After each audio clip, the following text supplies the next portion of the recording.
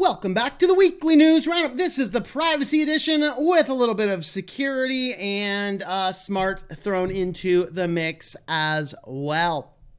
And so with that, we're going to go ahead and dive right on in. First, we get a little bit more information on these Facebook wrist wearables. We mentioned them briefly not too long ago, and it's basically like Facebook's working on wearables, and nobody has any earthly idea what they're doing.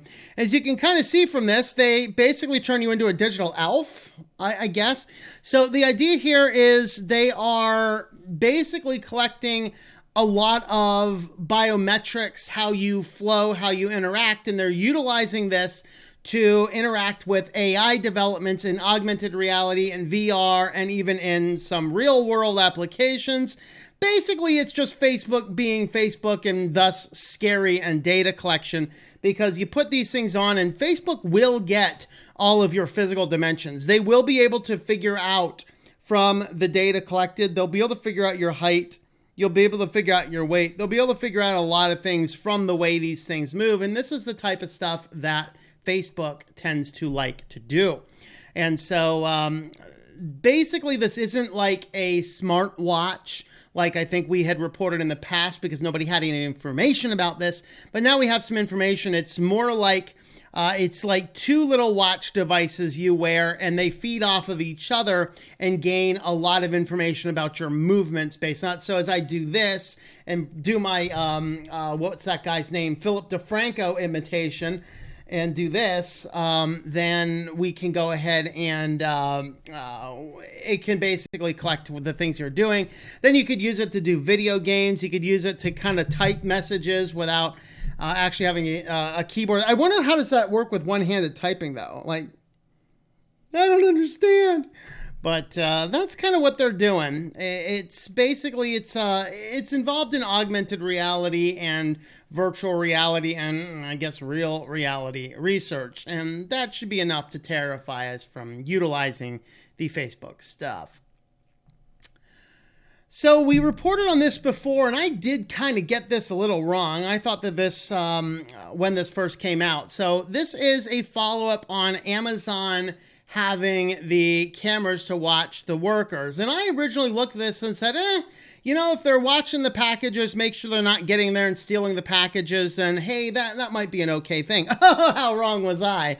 And this one here, basically, now you also first have to understand that these are subcontractors. So you go out and you buy a van. These vans are about, you know, $20, $30, maybe $40,000 for one of these vans.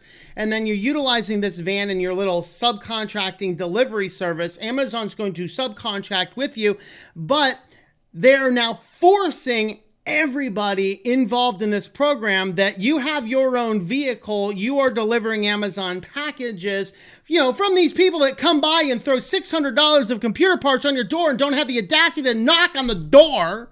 That's why I don't deliver stuff to Amazon to the doorstep. And with this, the way they're transferring the packages, now every contractor who's already spent thousands of dollars on their van and they've, you know, maybe done some work to make sure it's all set and equipped, and now they're going to be forced to have this stuff in. This is the combination of the insurance trackers. I did a whole video on those insurance trackers, how I've been telling you guys from the very beginning, these will be used against you. All the marketing is like, save up to 20%. And then I read you guys from an actual insurance policy that I had here.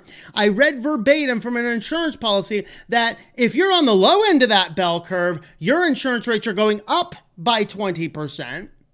And if you use the thing for up to a month and then you decide it's not for you, they're just going to give you the maximum penalty, period. That's why I'm telling you guys, do not put those GPS trackers. Well, what Amazon is doing is those GPS trackers combined with cameras, combined with AI technology, combined with perpetual monitoring in your own van, in your own system. I would love to see a contractor challenge the law on this to say, I am my own contractor and I'm choosing not to do this. Now, Amazon will probably still win that case, but it would be an interesting one to see what happens. And so these things are a combination of the video camera monitoring combined with all the GPS tracking, make sure you're following all the rules, to make sure you're not stopping for a pee break, as we'll see in the business section in the weekly news roundup this week.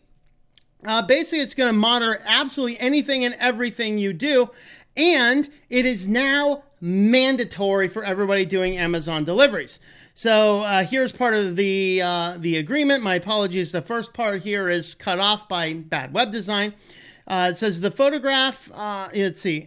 So vehicle technology agreement, your photograph for the purpose of confirming, I guess, your identity and connecting you to your driver account. Using your photograph, this technology may create biometric information, collect, store, and use biometric information from such photographs. Using this technology, Amazon generally retains user biometric information only for as long as it takes to complete the verification of your identity and associating the technology to your driver account, but may retain the information for up to 30 days after it is generated.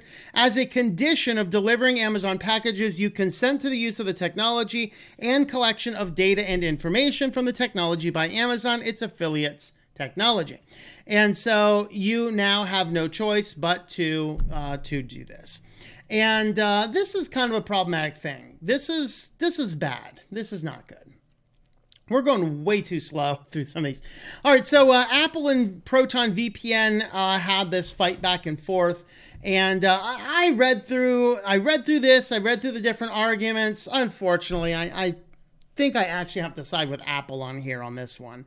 It's because Apple didn't kick Apple didn't kick the app off. The thing is that Proton VPN, part of the actual description and information was circumventing government systems. Now, while we obviously use VPNs to circumvent government monitoring communication, that is always been afoul of Amazon's policy. And so Amazon decided not to update it so long as that statement was inside Proton VPN's app description. As soon as Proton VPN app remove that description, it was perfectly allowed to be on the App Store.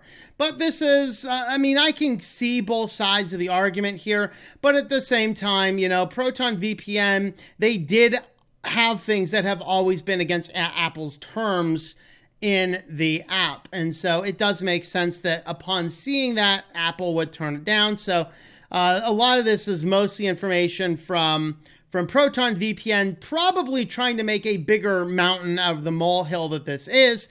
But then we got a statement from Apple, which says all apps made by Proton, including Proton VPN, have remained available for download in Myanmar. This is having to do with circumventing government censorship in Myanmar, which is a huge deal right now. It says we approved the most recent version of the app on March 19th. Following approval, Proton chose to time the release of their update, making it available on March 21st, while subsequently publishing their blog post on March 23rd. And Proton comes back again. Apple systematically blocked updates that outline their VPN can be used to overcome the internet blocks used by regimens engaging in human rights abuses. We were forced to censor our app description to get approval from Apple to update our app. We believe that Apple's policy of rejecting apps which are challenging governments is simply wrong. It's telling that Apple's response does not address the policy at all. So I can see both sides of this. I'm definitely not on Team Apple.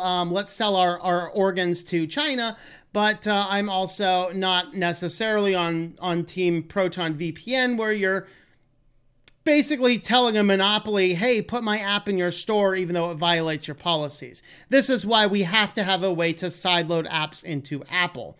And that's something that we need to see done. Google removes clear URLs from Chrome extensions. So what does this do? Well, if you have a look at the web URL, oftentimes you see the question mark with a bunch of junk after it. That's a PHP variable, and they are using those to track the ads on a server level. So if you go into the Discord server, for example, I know one person posts a lot of videos or a lot of article suggestions from Twitter. And as you do that, they're pasted in with that little percentage there. So if you go into the Discord server, into the news section and view the URL, you'll see the whole string URL, and then you'll see the question mark and the junk. All that junk is a tracker. So when I actually pull the news articles off of Discord, I remove all those trackers out manually, so the links that you have on the SwitchedToLinux.com website don't have those trackers embedded in them. Then those are PHP variable trackers. What this extension did is it would look for all those trackers and it would clear them out. This would prevent any server-side data tracking on you. So Google removes this extension because, yeah, it doesn't like this, because remember that cookies are going away. Cookies are the things that used to be used to really track these. Server-side tracking is way more predictable. It is way better. It works really well. And Clear URL was getting rid of the way that Google can easily track people in the absence of cookies and things like that. And so the extension was removed from the Chrome Web Store. You can see here as an example. So you can see the question mark UTM source. This basically says it's from the newsletter.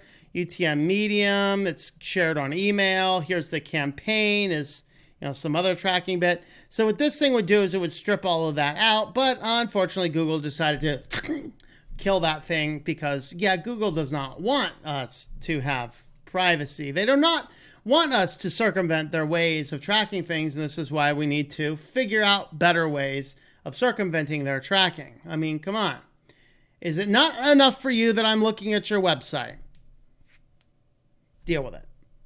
And our final story today, the Chinese military bases are banning Tesla cars, and to my understanding, they are also banning the employees from having these cars at their house. Why?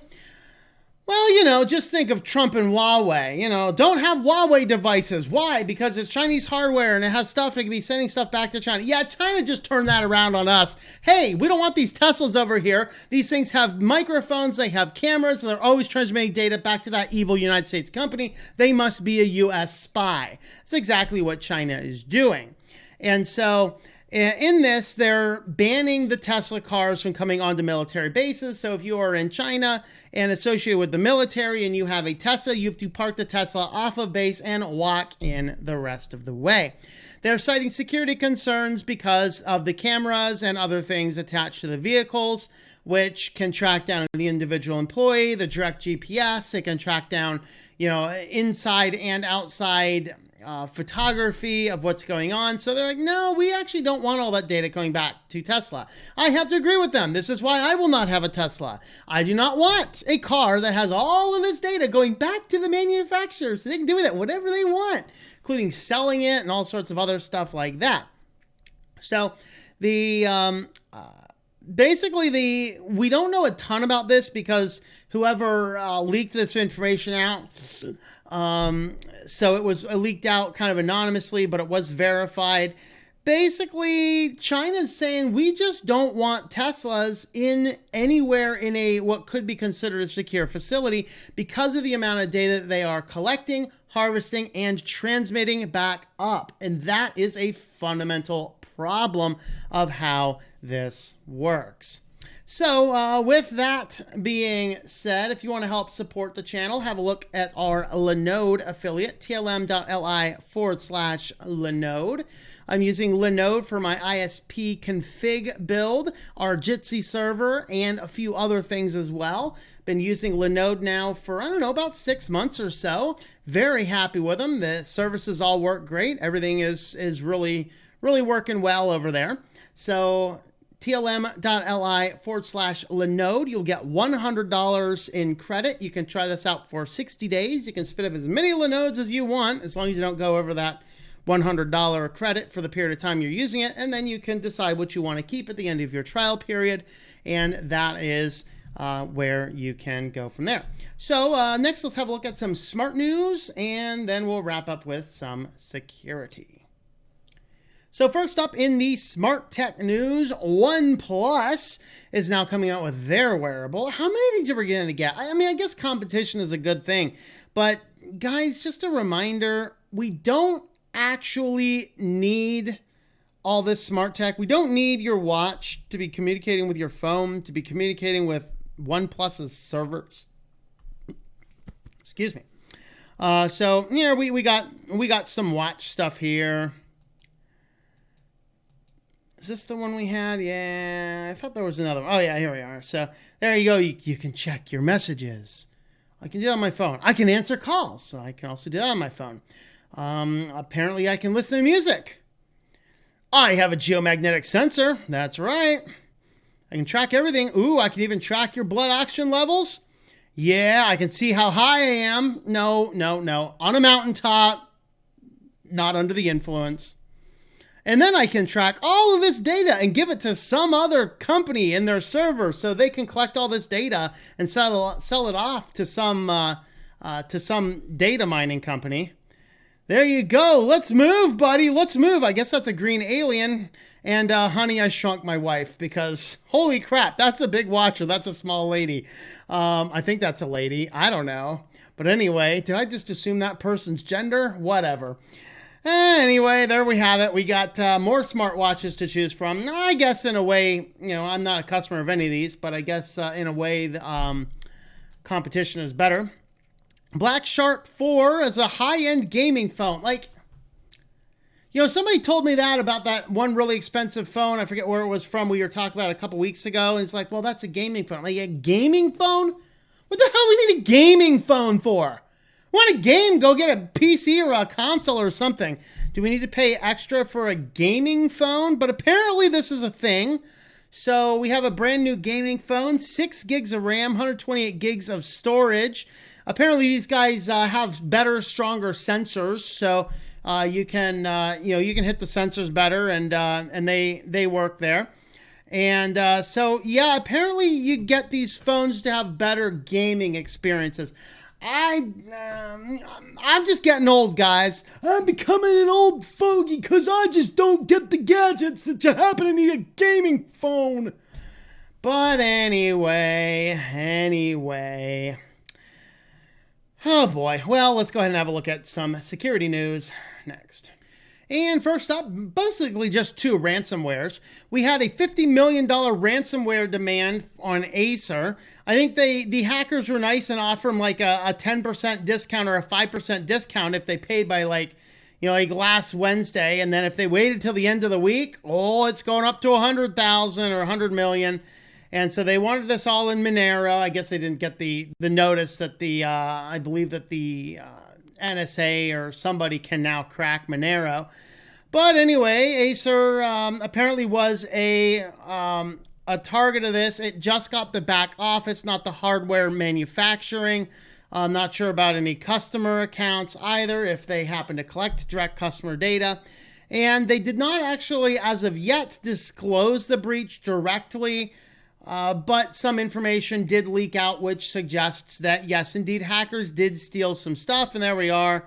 What you need is money. What I need is my job. I trust my boss. Going to give me a bargain chip to talk. Answer your boss. Let's get in touch with us himself. You're an incompetent negotiator. There you go. Yeah. Well, maybe go talk to the insurance company, So anyway, I hope that Acer happens to have a good backup plan in place, because don't negotiate with terrorists called ransomware demanders. But speaking of it, these guys are kicking Microsoft Exchange servers while they're down. So of course, Microsoft Exchange servers have been nothing but hacked, I think, for the entire month now, like everything. I even have some clients on self-hosted Exchange servers. And like the IT guy that I was chatting with, he's a contract IT guy, and then I do some of the stuff that he doesn't do, so we have a little bit of shared crossover between our businesses. And so I was telling him that they were having some issues. I'm like, well, did you check your Exchange servers? He's like, yeah, they're running an Exchange server that's out of date, and they're like, we don't have the money to fix it. I'm like, no, you don't have the money to not fix it. So all of these Exchange servers that have been hacked and breached and have not yet been patched, yeah, we found out what the back door is. The back door opens up some ransomware. So now all of these Microsoft Exchange servers, they're getting hacked with Demon. Yeah, resurrect. So the Demon shows up and is like, hey, yo, $10,000 or maybe an exorcism with a Catholic priest. I'm not sure. But yeah, apparently that's what the back door was. You guys remember, they're like, there's something in here and we don't really know what it is yet. Yeah, we found out what it is. You got to patch it. You got to make extra careful. Maybe you should just jump off of Microsoft Exchange. I don't know. I guess it could happen to anybody else as well. But this is one of the challenges you get with proprietary software is there's not a lot of people auditing the code. This is why open source software tends to be a little bit better in this respect. So yeah, Microsoft Exchange servers are getting kicked while they're down. It's like, hey, let's jump in here with some ransomware too. Well, you can support the channel over on Subscribestar. You can head on over here and sign up, subscribestar.com/switched-to-Linux. You can jump in and we'll get the links over there. My apologies, by the way. Apparently, I've been putting the links for the supporter show at like the silver above level. They're supposed to be a bronze above level because Subscribestar's commenting system is really weird and wonky. So I think I fixed that from last week. So, but anyway, you can jump on over there if you are interested in supporting on Subscribestar. Thanks for watching, and I hope that you enjoy switching to Linux. Thank you for watching this video from Switched to Linux. This channel would not be possible without the backing of the program supporters scrolling on the screen now. You can be a supporter at Patreon at patreon.com/TOMM or at thinklifemedia.com. I also want to thank the open source community who creates such excellent software that makes producing this show possible. Please remember to support your software communities. Thank you, and I hope that you enjoy switching to Linux.